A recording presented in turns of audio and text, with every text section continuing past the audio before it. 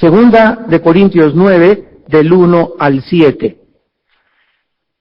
Y dice la palabra de Dios: cuanto a la ministración para los santos, es por demás que yo os escriba, pues conozco vuestra buena voluntad, de la cual yo me glorío entre los de Macedonia, que Acaya está preparada desde el año pasado, y vuestro celo ha estimulado a la mayoría.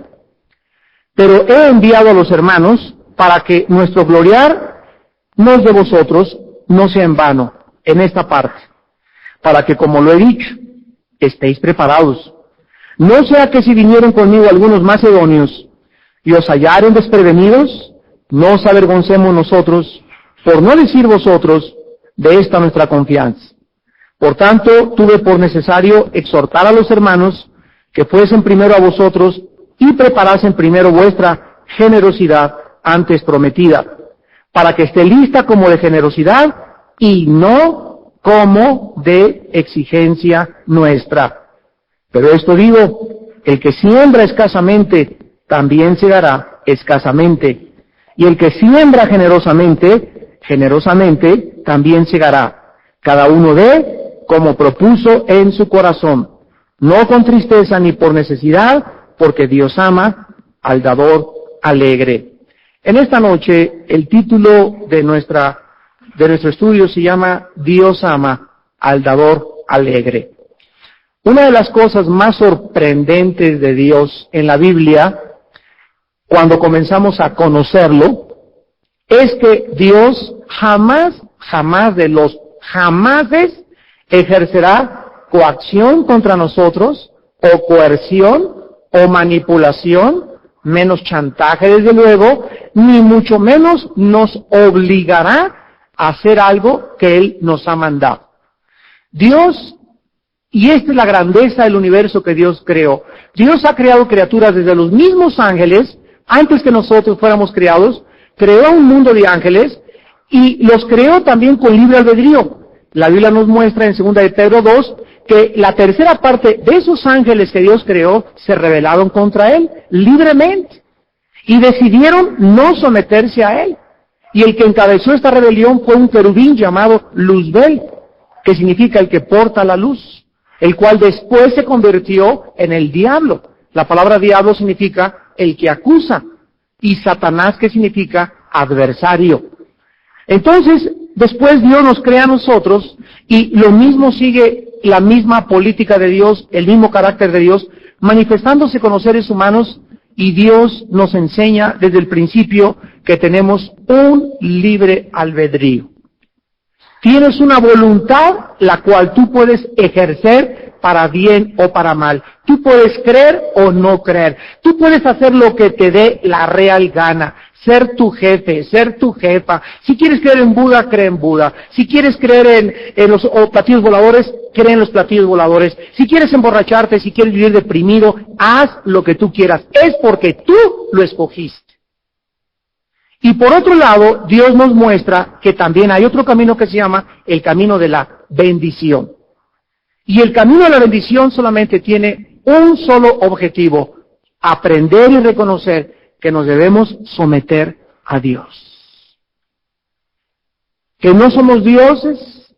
Si no somos dioses, es imposible que yo crea que soy autónomo. Porque la autonomía es y le pertenece solo a Dios. La palabra auto significa yo solo, y nomos ley en el griego. Autónomo es la persona que se gobierna a sí misma. Así que no es posible que una persona pueda querer que sea autónoma y al mismo tiempo negar que se está haciendo Dios. Porque la autonomía le pertenece a Dios, y hay una gran diferencia entre la libertad y el libertinaje. La libertad es hacer lo que tenemos que hacer, y el libertinaje es hacer lo que me dé la gana. Entonces, cuando alguien me dice que yo soy libre para drogarme, yo soy libre para abortar, ven para acá muchachita, te equivocas. Tú eres libre para someterte a lo que debes hacer. Y siempre podemos poner el ejemplo de una persona que ha salido de la prisión. Sale el pitirijas cuija de la prisión, y el juez le dice: mira mi pitirijas, eres libre, y le abren la puerta al reclusorio, y comienza el piterija, ¡ja, ja, ja, ya soy libre, gracias a Dios! Ahora sí tráigame las chelas, compadre, y tráigame la metralleta otra vez. ¡Ey! Piterija le mandan a hablar, ven para acá. Tú no confundas la libertad con el libertinaje. No me dijo que era libre, así es, pero para portarte bien. Entonces, la libertad no consiste en creer que podemos hacer lo que nos da la gana. Esto es libertinaje. Esto es un abuso filosófico del término libertad. El pitirija sale de la cárcel, pero la libertad consiste en que mientras no te pases los altos, mientras no dañes a tu prójimo, mientras no robes, podrás gozar de tu libertad. Pero si tú quieres inmiscuirte en actos de latrocinio y en problemas de narcotráfico y en problemas de golpear a tu esposa y de robar, vas a tener que regresar a la cárcel, porque la libertad que se nos da es para portarnos bien y someternos a las leyes del gobierno bajo el cual vivimos. Pues hay un gobierno más grande que es el gobierno de Dios, y Dios es el legislador por excelencia de la ley moral. Dios es el único que puede decir esto es bueno y esto es malo. Dios no nos da a los seres humanos la opción de escoger y decidir qué es bueno y qué es malo, porque es una prerrogativa que le pertenece solamente a Dios. Entonces, cuando yo entiendo esto y cuando cae este libro en mi mano, se llama la Biblia, y me doy cuenta que la Biblia contiene todos los preceptos y los mandamientos y todas las cosas que Dios quiere para mi vida, para mi salud, para mi casa, mi matrimonio, mi negocio y todo mi peregrinar y mi corta vida, y me da respuesta a la Biblia de dónde vengo, la Biblia me dice quién soy y la Biblia me dice a dónde voy. Entonces yo me someto a este libro que es la santa palabra de Dios, y al someterme a este libro descubro que funciona. Descubro que realmente yo puedo vivir una vida tranquila en este mundo. Y aunque pueda estar atribulado en todo, no llegaré nunca a la desesperación. Aunque me persigan, no me sentiré desamparado, y el día que me caiga, no me sentiré destruido.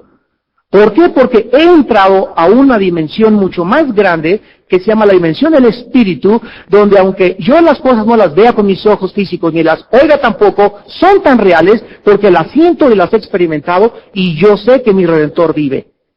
Y que después de deseche mi piel, en mi carne le he de ver. Y esta esperanza, esta fuerza espiritual que nos da Dios, es la que tuvieron durante 350 años miles de cristianos en el Coliseo romano, donde el rey había dicho, el emperador, yo soy Dios, adóreme como a Dios.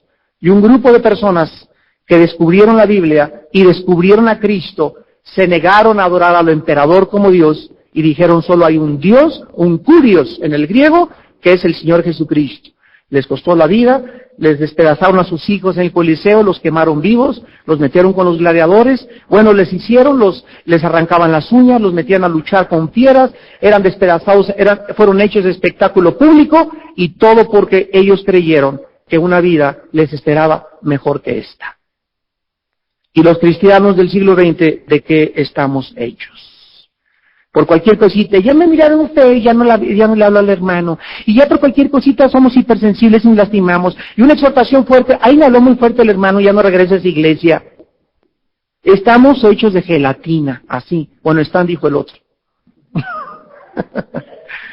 Este pasaje que vamos a estudiar en esta noche está relacionado con el ofrendar, y el dar u ofrendar es algo que le agrada a Dios, o sea, Dios quiere que todo lo que yo le dé, si en la mañana yo le doy el diezmo de mi tiempo y me hinco en la mañana medio a Dios, no porque lo tenga que hacer, ni religiosamente, sino porque me nace, porque siento que debo estar en su presencia, y he experimentado que si no estoy en esa presencia todos los días, no tengo fuerzas para vivir, Dios comienza a agradarse en mi vida, porque lo hago de corazón. Si yo vengo al estudio, esta noche ustedes escogieron venir, ojalá que a nadie le hayan puesto una pistola para decir vas al estudio de la noche.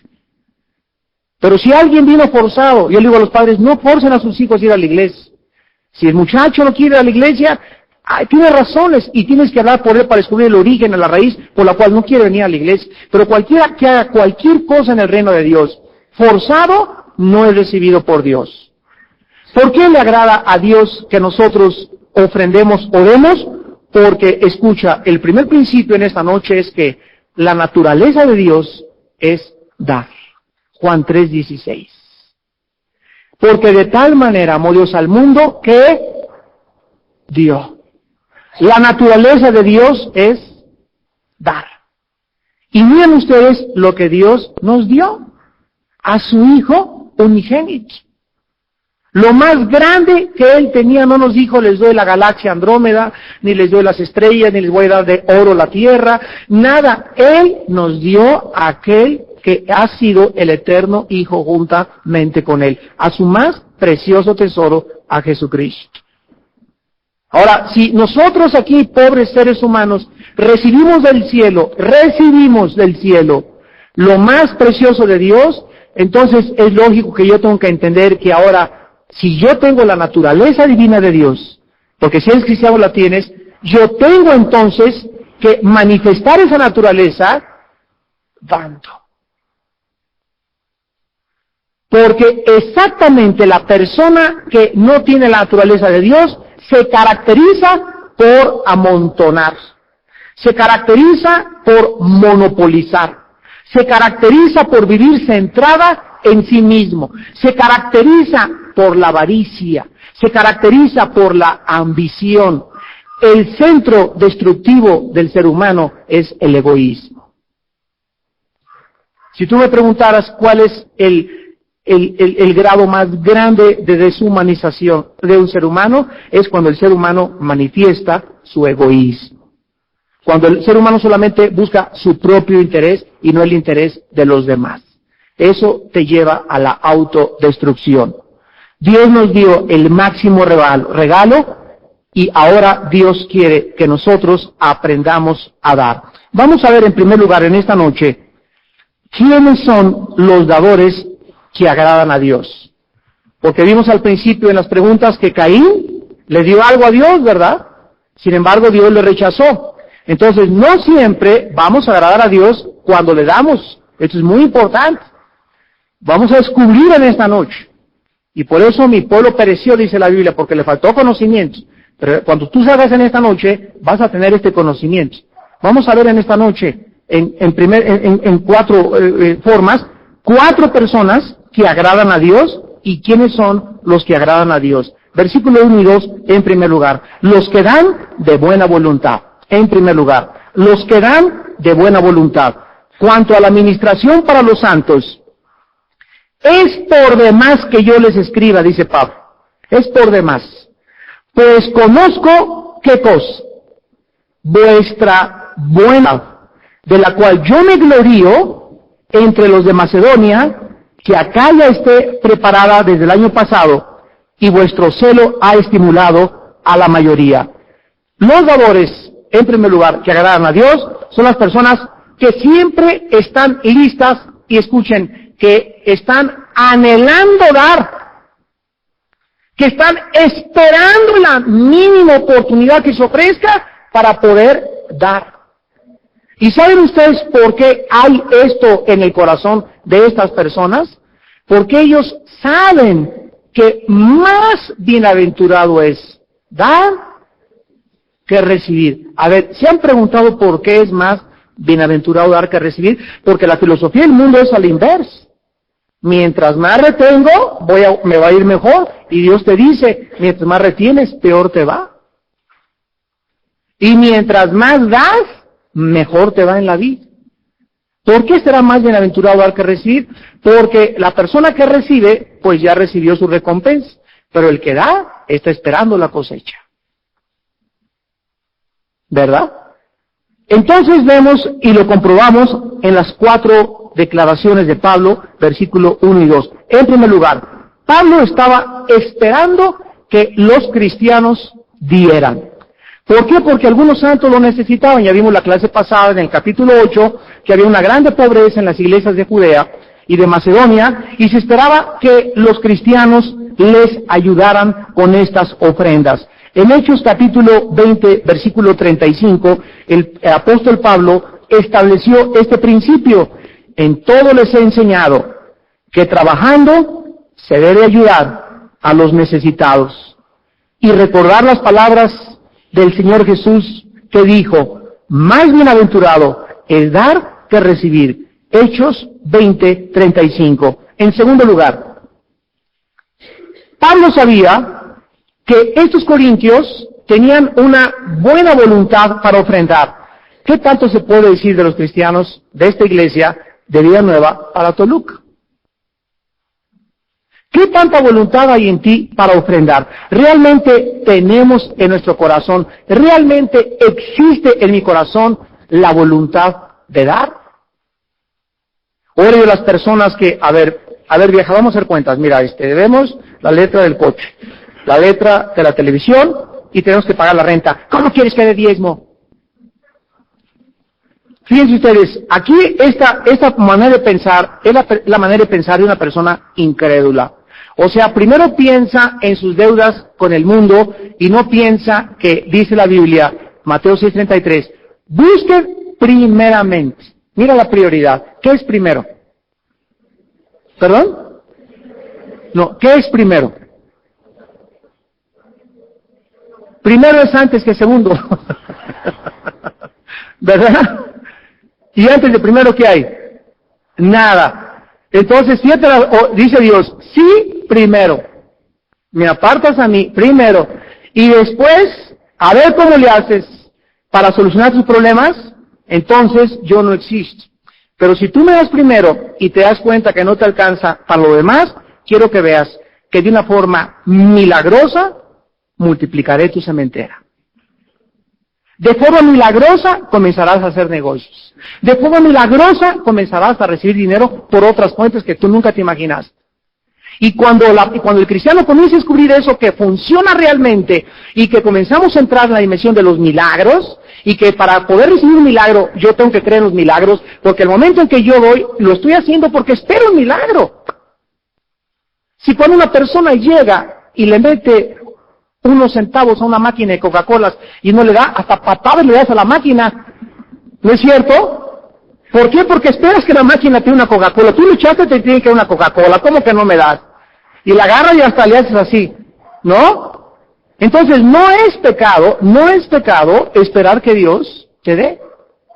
Malo es dar con el motivo que te dé. A ver si me entendieron. O sea, es muy importante la motivación.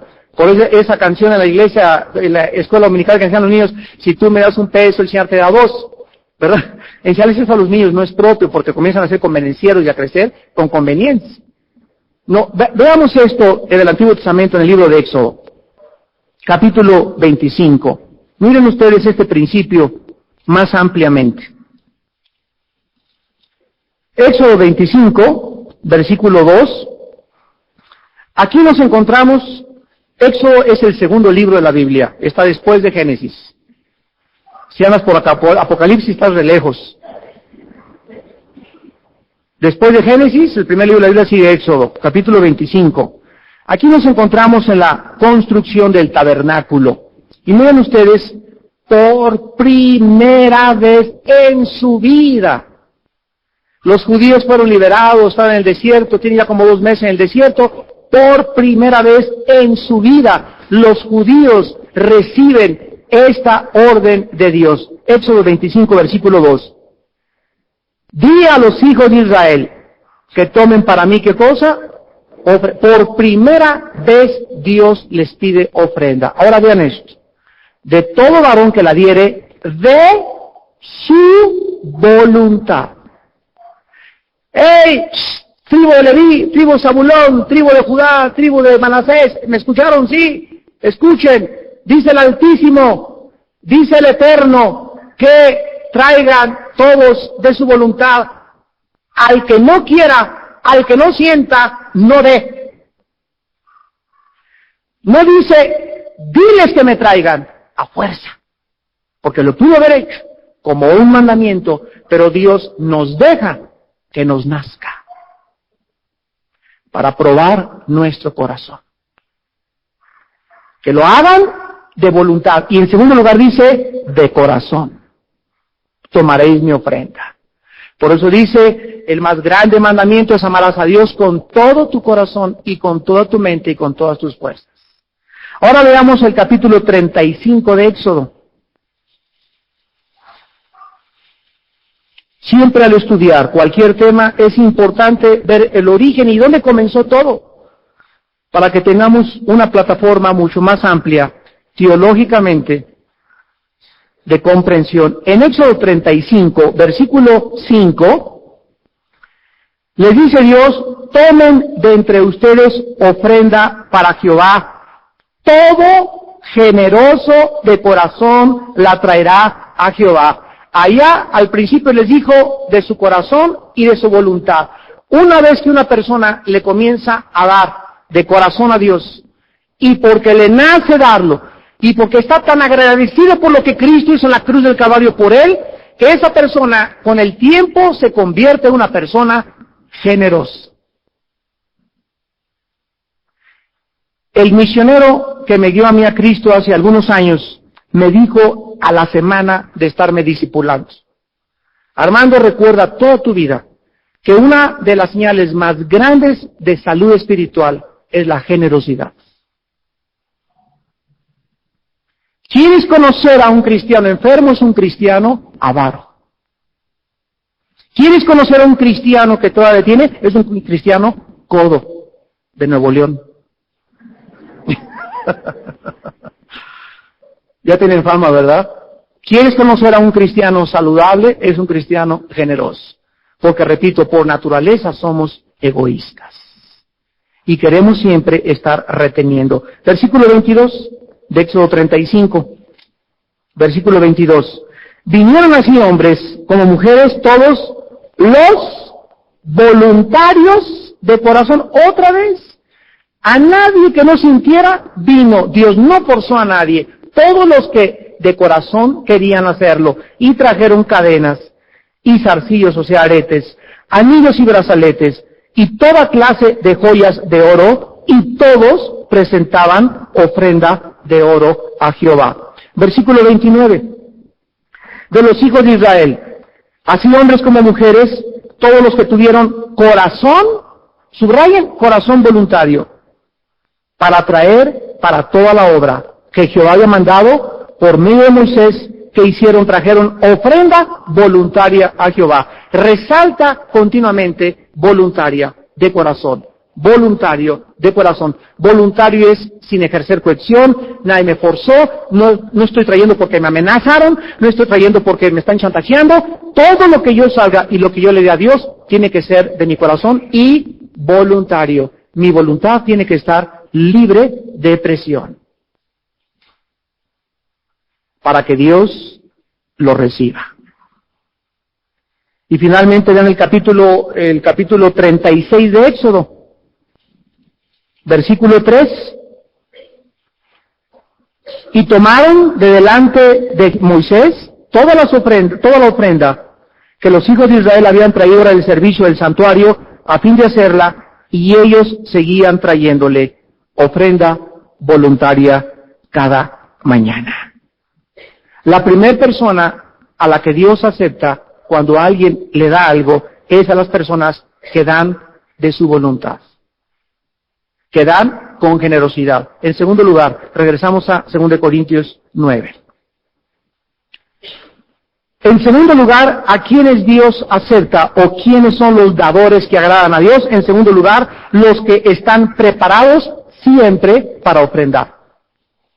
Los que están preparados, los que desde antemano, ya en su casa, prepararon, y no aquí llegan a la iglesia, ¿verdad? O cuando fue ahí, a ver, déjame contar de ti, el más chiquito.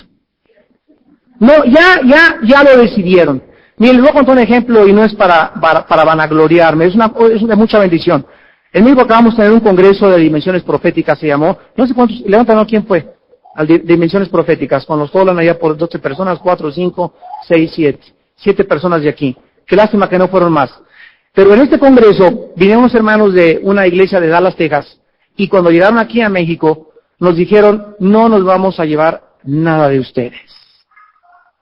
Nos ha bendecido Dios tanto en la iglesia en Dallas, que el año pasado gastamos $10 millones en misiones. Tienen más de 85 misioneros en el mundo entero. Y por eso yo lo compré y por eso Dios los ha bendecido. porque dan a manos llenas. Es un pueblo que le da a la iglesia, y los pastores, ¿verdad?, dan a manos llenas a las misiones y a la evangelización del mundo. Total que llegaron a México, y ellos pagaron su hotel, pagaron sus aviones, pagaron todo. Nos vinieron a bendecir a nosotros como iglesia. Nosotros nos sentimos tan beneficiados que no gastamos nada, todo ellos lo invirtieron y lo gastaron en nosotros. Bueno, pues después del congreso, me dice Rafael Holland, el fundador de esta organización: hermano, quiero que me acompañes a Puerto Vallarta y a Guadalajara y a Dallas, porque el congreso va a seguir en Puerto Vallarta con las iglesias allá, en las iglesias de Guadalajara, y después a Dallas, y quiero que tú seas uno de los oradores. Dije, caray, pues gracias por esta honra que me das, y ahí vamos mi esposa y yo, nos fuimos a Puerto Vallarta, y pues pagué yo mi avión y todo, y luego de Puerto Vallarta nos fuimos a Guadalajara, y ahí estuvimos 4 días, y después de ahí nos fuimos a Dallas, estuvimos 8 días allá en Dallas, predicando con Miguel Casina y Marcos Vidal, y otros hombres de Dios, Sergio Scataglini, etcétera, etcétera. Y al final llegan, ¿verdad?, y me traía una bolsa así de dinero, de ofrendas para mis aviones, mis alimentos, pero la noche anterior mi esposa y yo estuvimos orando y nos sentimos tan bendecidos, porque hablé a México y me decían los pastores: Armando, es que todavía se sigue sintiendo el manto de la bendición de las predicaciones de Tommy Tenney y todo lo que pasó en la iglesia, y nos sentimos tan bendecidos. Le dije a mi esposa: ¿sabes qué, Marta? Siento que no debemos recibir nada, sino que lo que me vayan a dar, vamos a sembrarlo nosotros ahora en ellos.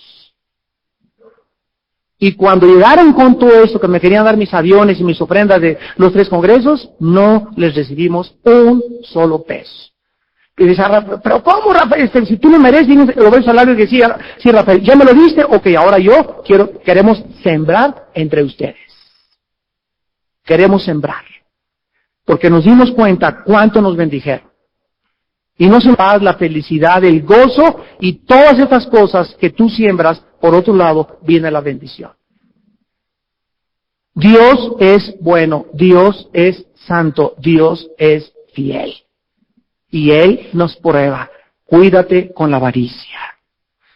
En segundo lugar dice 2 Corintios 9, del 3 al 5, pero he enviado a los hermanos para que nuestro gloriarnos de vosotros no sea vano en esta parte, para que, como lo he dicho, estéis preparados.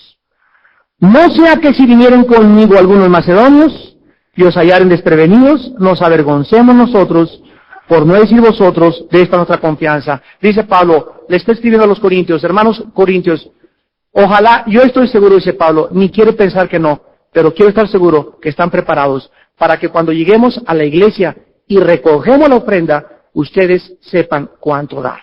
Que no lleguemos aquí, a ver ahorita, no, pues el cheque lo dejé en la casa, ¿verdad? Ese pretexto ya desde cuando que todo el mundo se lo sabe. Y los billetes grandes los dejé en la casa. No, la Biblia dice, Dios quiere que nosotros estemos preparados. No estar preparado, de acuerdo a sus versículos, es causa de vergüenza al Evangelio. Es causa de vergüenza. Y en segundo lugar, estar preparado demuestra amor y no avaricia. Pablo les dice: voy a enviar hombres delante de ustedes, para que la iglesia reactive el proyecto de mandar a las iglesias de Macedonia, según Corintios 8, el 1 al 3, que eran muy pobres, y poder bendecirlos. Necesitaban que la ofrenda estuviera lista cuando llegaran, para que de esta manera demostraran amor y generosidad a la causa de Cristo. Dice Lucas 12, 15, el Señor Jesucristo: mirad y guardaos de toda avaricia, porque la vida del hombre no consiste en la abundancia de los bienes que posee. ¿Saben ustedes, de las parábolas de Jesús, el 60%, apúntenlo, el 60% de las parábolas de Jesús tratan sobre el uso del dinero? Tratan sobre el uso del dinero. Dios sabe cuánto amamos esto. Porque aquí en mi cartera está el fruto de mi esfuerzo y de mi trabajo. Dios sabe cuánto es esto. Y de acuerdo a la Biblia, Dios relaciona siempre el uso de mi dinero con mi bendición o con mi maldición. El uso de dinero para que Dios pueda trabajar conmigo. El uso del dinero para demostrar en qué nivel se encuentra de madurez espiritual mi corazón. El 60% de las parábolas de Jesús están relacionadas a la forma como usamos el dinero.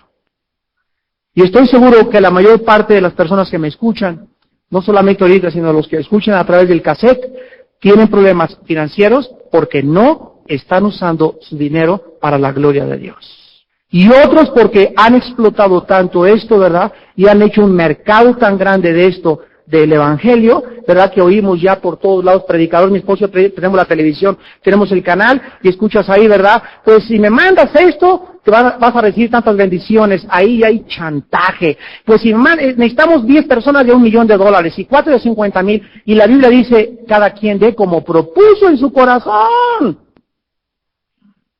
A ver, sáquenlos de 500 en otras iglesias, dice, a ver, que el ventilador les haga así hasta que se vean así. A ver, sáquenlos, por favor, que no sean quintos que caigan. Hay veces que una señora no trae más que 2 pesos y da 1 peso y dio más que el que dio 500 porque era todo lo que tenía. Pero hemos hecho un mercado y hemos abusado tanto de esto que por eso muchos cristianos ya le sacan. En otras iglesias no dan cuenta de lo que se hace con el dinero. Pero no todas, entiéndelo, no todas. No todos somos así. Nosotros, gracias a Dios, que 2 veces al año damos una declaración patrimonial a los pastores de Villanueva ante la iglesia en enero y en diciembre. Y le decimos a toda la gente, el pastor fulano de tal tiene y esa casa que tiene, quién se la compró y de dónde sacó el dinero para comprársela, y tiene este coche y tiene estas cosas, y todo lo que compremos la enteramos a la iglesia para que la iglesia sepa que nosotros vivimos vidas transparentes delante de ustedes. Y si no es así, Dios no nos bendice. Y estamos seguros que una de las grandes bendiciones que hemos tenido de Dios ha sido eso, que hemos manejado los fondos con transparencia, delante de Dios y de los hombres. Es la única forma de poder vivir para Cristo. No podemos ser falsos, ni andar con deshonestidades, ni escondiendo cosas, ¿verdad? El día que yo tengo una casa, lo sabrán y quién me la compró y por qué me la compraron. Hasta ahorita mi esposo y yo tenemos 25 en el ministerio y no tenemos casa propia, vivimos rentando. ¿Por qué? Porque así ha sido como Dios nos ha tenido. Y el día que me compre una casa, les voy a decir cómo estuvo la cosa que me la compré. La gente tiene que saber por qué tengo una casa propia y de dónde saqué el dinero. Porque así tiene que ser. Y si no es así, no puede funcionar la iglesia. Pero tú no puedes ser avaro. Dice Colosenses capítulo 3, versículo 5, la idolatría es igual que la avaricia. La idolatría es igual que la avaricia. Dice 1 Timoteo 6, 17 al 19, raíz de todos los males es el amor al dinero. No dice que sea malo tener dinero. Noten ustedes eso. El amor al dinero lo que es malo. Roma propagó que para servir a Dios se tenía que hacer voto de pobreza. Eso no está en la Biblia. Y que tenían que andar con guaraches y meterse en un convento, que darse una cama de piedra y chicotearse con nopales todos los días y no comer más que pura leche de cabra y atún enlatado, ¿verdad? Y elotes que recortan, que juntan ahí en el campo. Eso Dios no quiere sacrificios. Eso se llama ascetismo, no cristianismo. Y esto es una filosofía del Oriente. El recluirse en los conventos para estar en Dios y ahí que nadie me aíslo de la sociedad. Jesús dijo en Juan 17, ustedes están en el mundo. No te pido, Padre, que los quites del mundo, sino que los guardes del mal en el mundo. Tenemos que entender todo esto, hermanos.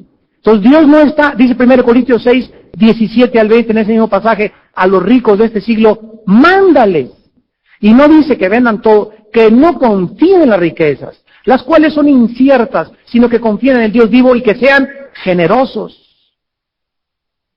Los hombres más ricos de Dallas asisten a la iglesia que le estoy mencionando. Y estoy hablando de ganaderos y petroleros millones. Ustedes saben, cuando los gringos tienen. Y me decía el pastor, mira, uno de mis ovejas tiene 15 Mercedes-Benz estacionados en su coche, en su cochera.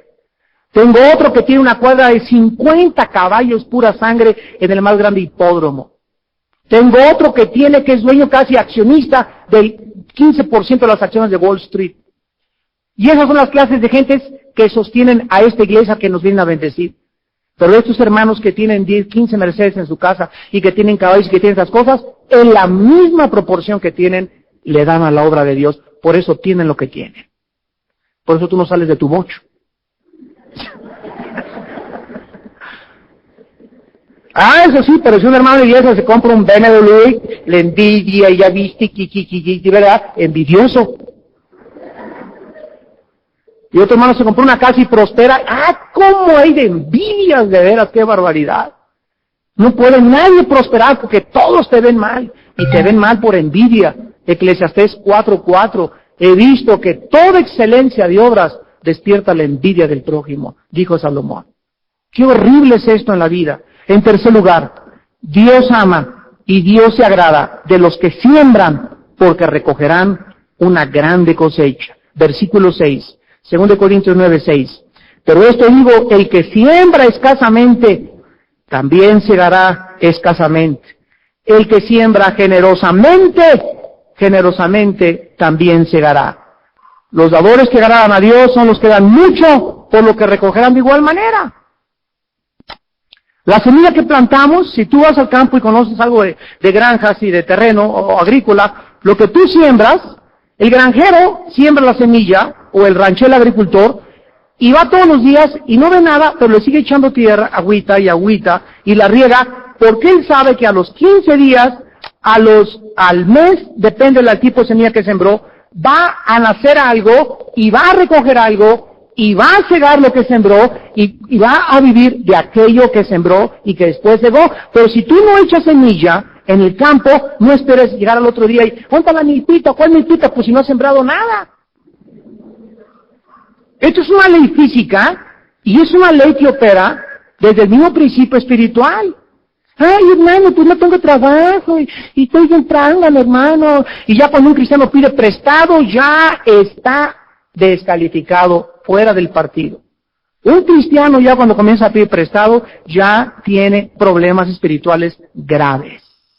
Y checa el uso que le das a tu dinero. De ahí viene todo. Y no tengo para pagar la renta, y no me alcanza para esto. ¿Cuántas semillas has sembrado? Pues hay nomás unos quintitos, unas limonitas hay que ha hecho, ¿verdad? Y quieres que Dios te bendiga. Dios no puede ser burlado. Todo lo que el hombre siembre, Gálatas 6, 7-9, eso segarás. Estás como estás esa es tu cosecha que tú has sembrado. No le eche la culpa a Dios. No le eche la culpa que ya te abandonó la gente, que tu compadre ya no te presta dinero, que tú eres una bola de envidiosos. Eres tú en tu corazón el egoísta que no has sembrado para el reino de Dios. Y por eso estás como estás. Dice la Biblia en Proverbios capítulo 3, versículo 9 y versículo 10. Honra a Jehová con tus bienes y con las primicias de todos tus frutos, y serán llenos tus graneros con abundancia, y tus lagares rebosarán de mosto. Dice Proverbios capítulo 11, versículo 24 y versículo 25. Hay quienes reparten y les es añadido más, y hay quienes retienen más de lo que es justo, y miren lo que dice la Biblia, vienen a pobreza. La pobreza es, abre los oídos, hay una cosa muy diferente, ¿verdad? Hay pobres que tienen lo suficiente para comer, no tienen casa grande, ni tienen coche, tienen un caballo, tienen un burro, pero tienen para comer, y tienen a sus hijos tranquilos. Pero hay otra pobreza que es una maldición de Dios, y es la pobreza paupérrima. Cuando alguien no tiene ni para comer, cuando alguien tiene que andar pidiendo prestado, cuando alguien tiene que de veras andar arrastrando la cobija, es una maldición de Dios. ¿Cómo se los pruebo en la próxima clase? 2 Corintios 9. Y poderoso es Dios para hacer que en ustedes abunde toda buena obra, a fin de que teniendo siempre en todo lo suficiente, abunden para buena obra.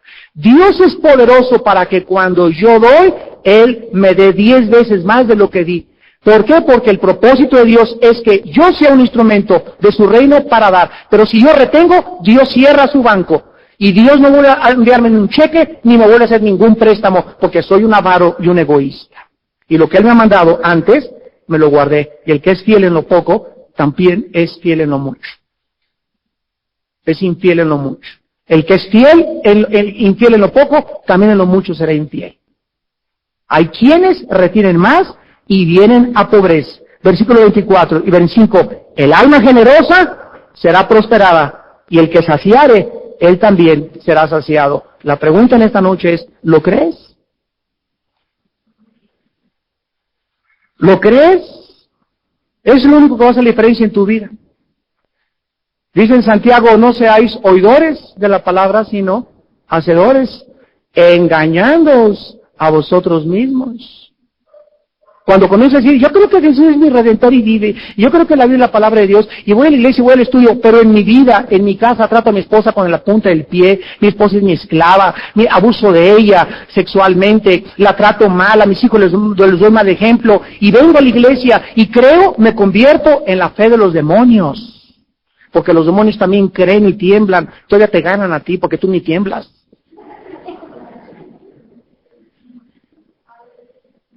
Y finalmente, 2 Corintios 9:7, Dios se agrada y Dios recibe a los que ofrendan con alegría.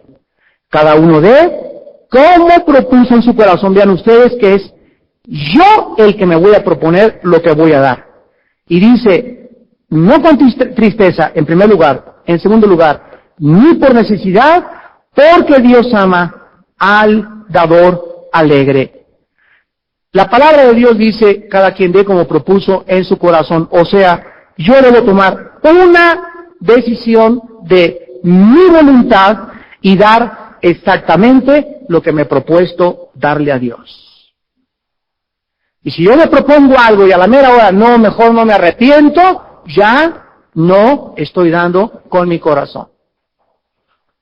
No debe estar con tristeza, o sea, no debemos lamentarnos de dar. Hijo, me iba a comprar esto y te vas a la iglesia y pues eché mi 10, mejor ni hubieras echado nada, fíjate.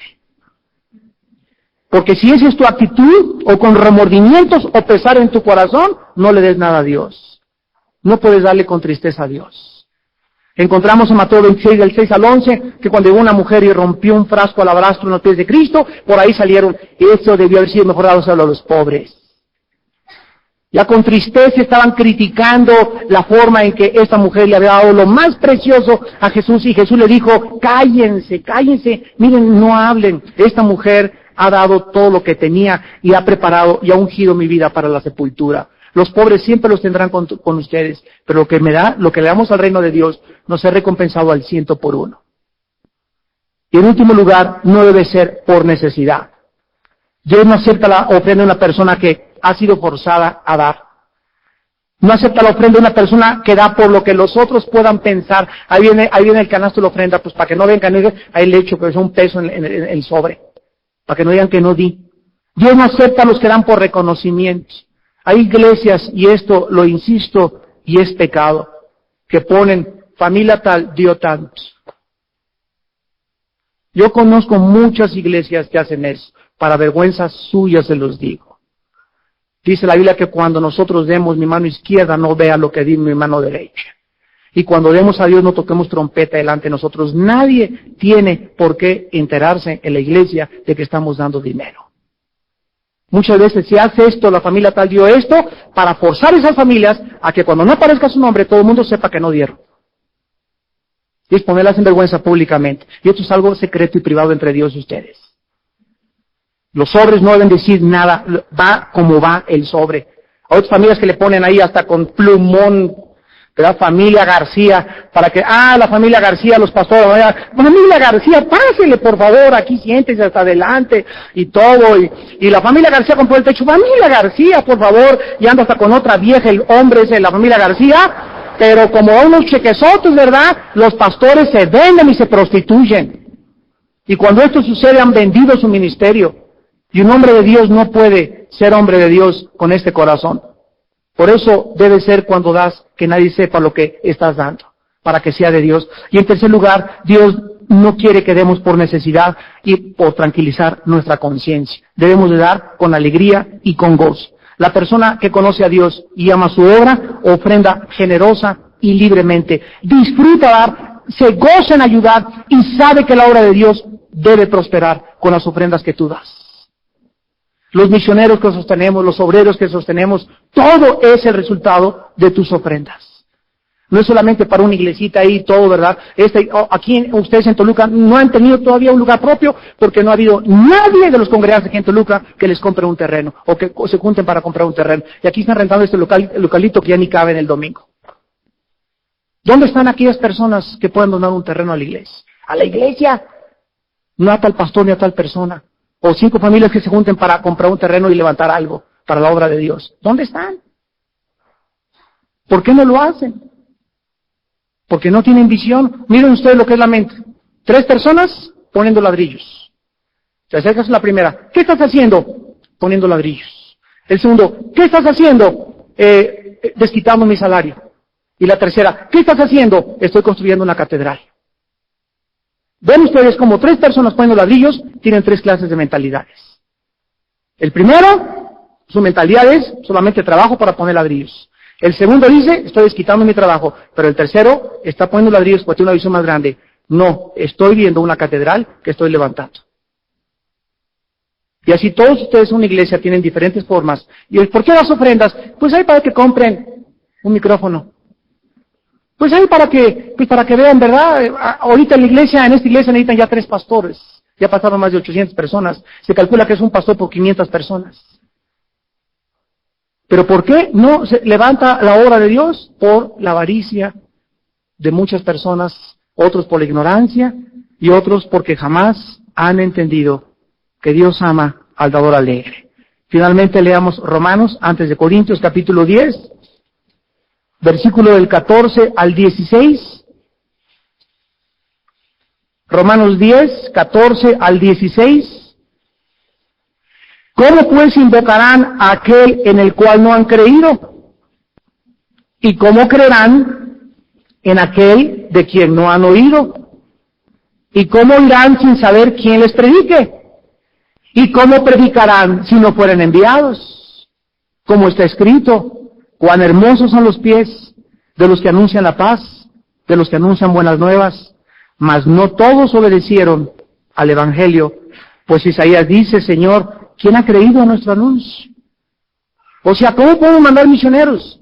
¿Cómo podemos levantar una iglesia en Italia? ¿Cómo podemos levantar una iglesia en Argentina? ¿Cómo podemos tener misiones? ¿Cómo podemos ensanchar nuestras tiendas? ¿Cómo podemos estas paredes tumbarlas, hacer algo más grande para que haya más gente? ¿Cómo si no hay alguien que esté detrás con sus diezmos, con sus ofrendas, apoyando la obra de Dios? Todas las misiones que mandamos y todos los que vienen, ¿cuándo de esta iglesia va a ser una pareja de misioneros jóvenes que digan, tenemos a Martincito y a Lupita que se acaban de casar y quieren irse a Argentina, misioneros a Argentina? ¿Cuánto nos cuesta sostener una pareja en Argentina? Nos cuesta aproximadamente $2,000, $3,000 al mes. Ahí ese fondo misionero para poder sostener una pareja y que tú sepas que aunque tú no puedes irte a la Argentina, con tu dinero se está sosteniendo y lo que están ganando Lupita y Panchito allá en Argentina es palabra de Dios y tú estás participando de ese fruto. Aunque tú no te pudiste ir de misionero, eres misionero al sostener a los misioneros con tu dinero. Pero no se hace porque la obra no crece. Y así están la mayor parte de las iglesias en México. Iglesias avaras, cristianos avaros, egoístas, tacaños, que jamás han podido comprender que Dios ama al dador alegre. Oremos. Padre, te damos las gracias por tu Hijo Jesucristo, que siendo rico se hizo pobre, para que con su pobreza nosotros fuésemos enriquecidos. Gracias por recordarnos cuál es tu naturaleza, oh Dios. Eres un Dios que da. Y no nos diste bienes materiales, nos diste a la máxima joya, al máximo regalo, al sublime y más eterno y grande regalo del universo, a tu Hijo Jesucristo. De tal manera nos amaste que nos lo diste. Y ahora nosotros, en reciprocidad, de tal manera te amamos, oh Dios, que estamos dispuestos no solamente a darte lo que nos has dado, sino también nuestra propia vida. La iglesia está manchada con la sangre de los mártires, que no solamente le dieron a Dios sus propiedades, sino que les dieron sus vidas. Y si tú no eres capaz, santo que me escuchas, de darle a Dios solamente lo que Dios te pide que le des, pero que se lo des con voluntad y generosidad y alegría, tampoco estarás dispuesto nunca a morir por Él. Porque si vivimos, para Él vivimos, ya no para nosotros. Y si morimos, para Él morimos. Ya sea que vivamos o que muramos, le pertenecemos.